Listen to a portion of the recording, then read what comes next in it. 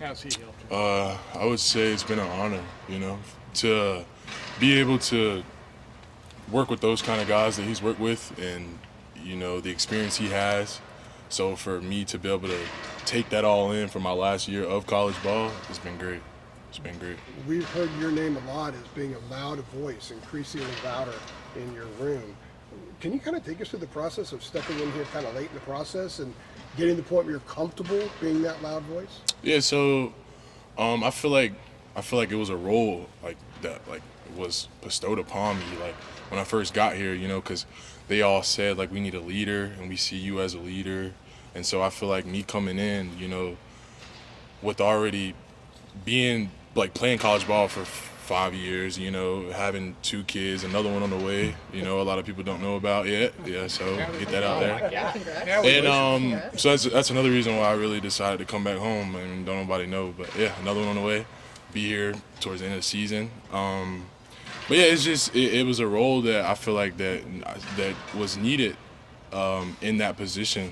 And so as a defense, like me being a big guy, like a lot of guys, respect me, and yeah. Do guys gravitate to you pretty quickly? Oh yeah, for sure. I mean, I don't know if y'all noticed, but like I'm loud.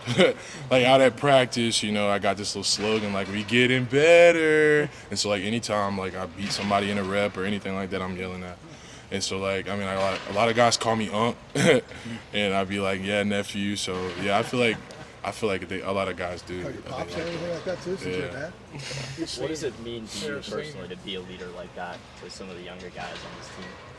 I mean, it makes me motivated, because I can't have a bad day. And so when somebody sees a leader who's not consistent and a leader who's not, giving everything they got every day, it could just affect them. So I feel like I got to bring it every day, and which I feel like I have, Just talking to you earlier in the year, you said that you hadn't really had as much the chance to dabble with the piano a little bit. Has that changed? Have you gotten back into the John Legend covers? Or? Nah, but I do kind of talk about it a little bit more. Okay. I kind of show like the players in the locker room like old videos and stuff, and yeah. What's it been like being a father? What's it been like being a father at a It's pretty great. young age? It's great. A lot of people talk about how hard it is, but like when I go home, like no matter how bad of a day I have, when I go home and I see my 2 kids jumping up and down, so excited to see me. Like it brightens my whole day, brightens my whole mood. So I would say it's great. Like it has its pros and cons like everything else, but I mean, it motivates me. It just brings joy. So after a tough practice going home, Yeah, lights you up pretty quick. Lights me up no matter like how many MAs I had or how many times I messed up or how many bad plays. Like I know I'm gonna be able to go home to 2 beautiful kids, smiling and happy. So I love it. I love being a father. What are their ages again, Josh? Can you refresh my memory on that? Yeah, so my daughter is 3. She's 2. She'll be 3 August 25th, so pretty soon here. Right. And my son, he's 1. He's 1, right? Yeah, he's 1. Are we going to see him at some games, or is that just a Yeah, bit for too sure. much? I mean, if Okay. y'all they might come out to the scrimmage Saturday. Yeah, they'll be. We could be. Oh yeah, I won't be here. Oh, yeah. Well, they'll be here. They'll definitely be at the games for sure. For sure. You teaching them a 4-point stance here? Yeah, nah. From a time management standpoint, how has that balance been? Obviously, with the camp and then also family life as well. It's great. Like I was at the hotel, so I wasn't able to be with my kids for like 2 weeks. So I was blessed enough to have my own room, so they would come and see me. I was able to see my kids, and my wife would bring them. And but like I said, like last interview, like having a great wife is what makes it all work. So she makes it work, and I'm able to come here and not have that in the back of my head, like what's going on with my kids. I know that they're taken care of, So I mean, I'm able to manage it well. How'd We you talked meet to you your last. wife? I was gonna say, how'd you meet your wife? Yeah, so high school, like she slid up on my like it was like Okay. 10th grade, like I slid up on her. She slid up on my Snapchat, like talking trash about like how much stronger her dad was or something like that. And I'm just like, who are you? And How here we strong are is now. her dad?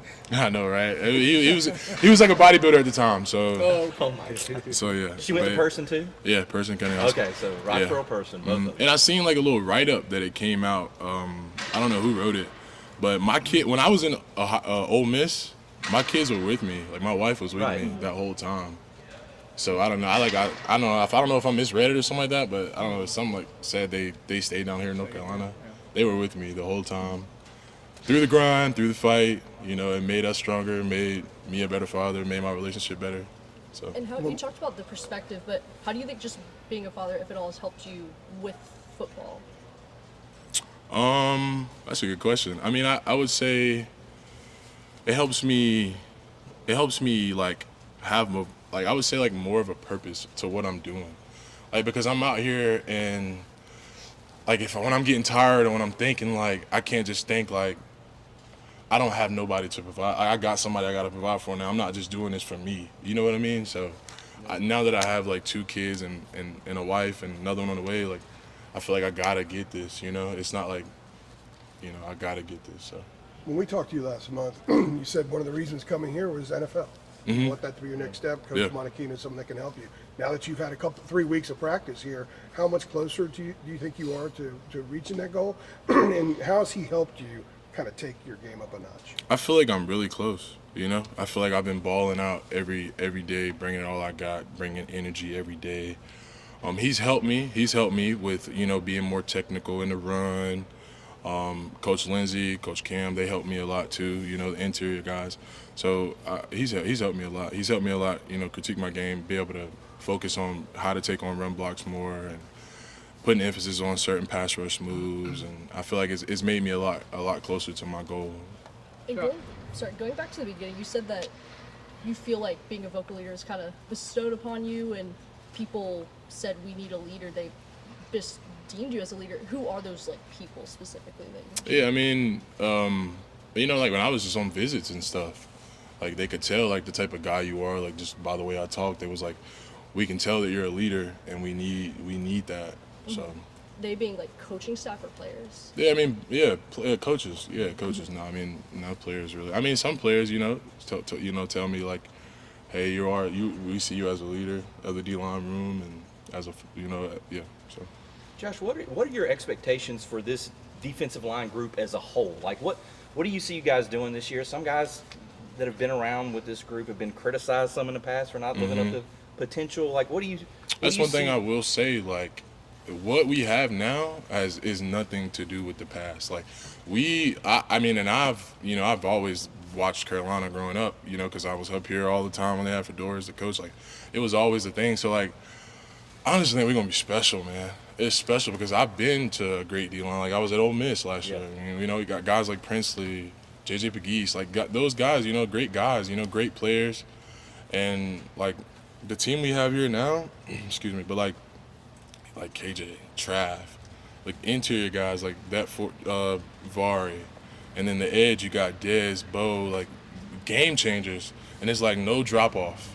No drop-off. So, like, we all rotating with the Blues, you know, so when I'm out there, I know when I'm coming off and Scoop going out there, it ain't gonna be no drop off.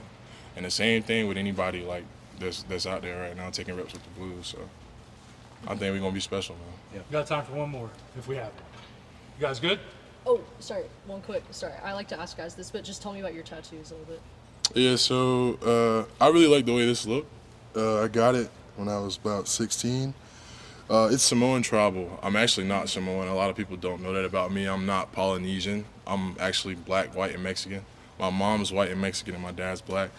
But I like the way it looks. It fits me. And I used to have hair down my back too, so like it was like perfect. And then I love ink. I got a lot of ink. This is a Lord's Prayer. I got my mom's name.